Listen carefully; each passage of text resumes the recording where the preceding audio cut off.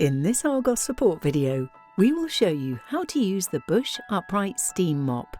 Firstly, fit the accessory that you would like to use.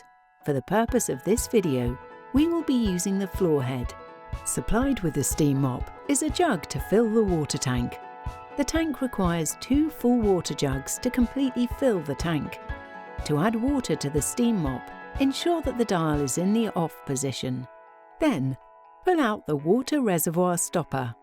Tilt the steam mop and add the water to the tank. Once added, fit the water reservoir stopper. Next, plug the steam mop into a main socket. If you are using the floor head on a hard floor, remove the carpet glider. Then, turn the steam adjustment dial to your required setting. The indicator light will start red whilst it is heating up. Once heated, the light will turn green, indicating that it is ready to use. If you are using the floor head, tilt it away from the floor and press the steam trigger. Once you see steam, you can place the floor head down and begin cleaning.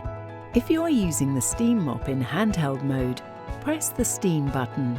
Do not leave the steam mop in one spot for any length of time, as this can damage the flooring. Once the floor has been cleaned, remove the floor head from the floor and release the trigger. Next, turn the dial to the off position and unplug it from the main socket. Ensure that the steam mop has completely cooled down before storage or performing any maintenance.